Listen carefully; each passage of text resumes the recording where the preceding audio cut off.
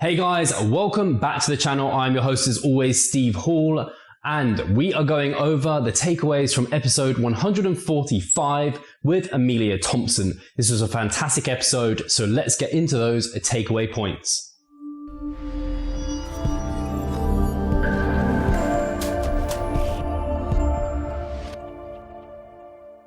Takeaway point number one is really obvious for anyone who has competed before, but not always that obvious for new time competitors or people thinking that they want to get very lean. In that, once you've started a diet and got very lean and you've competed potentially, or you've done a photo shoot, the time after this is incredibly difficult.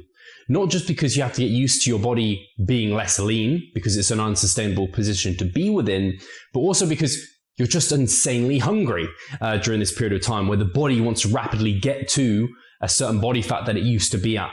So it's really important to have some sort of a plan during this phase because it's so difficult. Takeaway point number two, I think is important for anyone, not just people who are trying to become intuitive or mindful eaters, but when you're first trying to just develop good eating behaviors and good eating patterns, some really powerful things you can do is eat a bit slower. So take your time between bites, maybe put down your cutlery, have a sip of water between bites, maybe talk to the people that you're with whilst you're eating or whatever it might be. And then the second one is to do so without distractions. So don't be munching away whilst you're just watching the TV on the couch or distracted by your phone, because you take away that mindful element of focusing on what you're consuming. Takeaway point number three is that it is actually very normal, especially for a lot of you guys watching this, to be out of touch with your internal actual cues for kind of hunger and satiety, and to be more so reliant on external sources to tell you, such as MyFitnessPal or how many macros you've consumed throughout the day. So if it does seem like a scary transition to try going to more mindful approaches, that's normal, and just take your time if that is something you want to move towards. Takeaway point number four was really important to me, and I think really important to a lot of you guys as well, is that be compassionate to yourself. Words have a lot of meaning behind them. Using words such as being fluffy or like bear mode potentially, and like soft and these sort of things might not be the best words to give yourself compassion, to build yourself up and improve your relationship with your body composition, with food. Also, if you've got a range of influence, if potentially younger people look up to you, or you're a personal trainer and people are looking at you or reading what you're putting out and you're saying these things, that might influence them negatively. So just be careful and be really mindful about the sort of words you're using. Takeaway point number five is one I loved.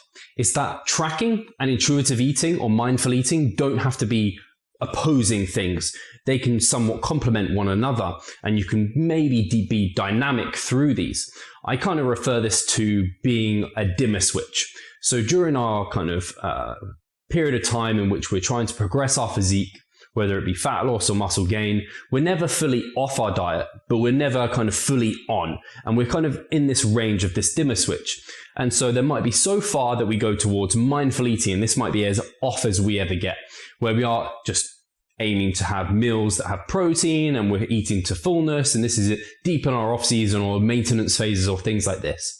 And then there might be periods of time where we're almost fully on, where we're tracking everything almost to the gram. We're being really careful with our nutrient timing and making sure that each meal is what we want it to be. And we're tracking like all our fruits and veggies. And this might be like contest prep or a really important dieting phase for you. And you can kind of move between these to what suits you, gets you kind of the results you want with the least stress that you want. And it's important to think that statement through. The results that you want, they might be quite particular, or they might be quite kind of soft and not that strict, and then causing you the least stress, because different people experience things quite differently. Favorite quote from today's podcast from Emilia was that everyone can include some mindful-based eating within their diet. So guys, I hope you've enjoyed these takeaways. I hope you enjoyed the whole episode. Definitely recommend you go and listen to this. As always, thank you very much. Screenshot this, share it over on Instagram, share it with your friends, give us a comment, give us a like, subscribe if you haven't already. Take care and revive stronger.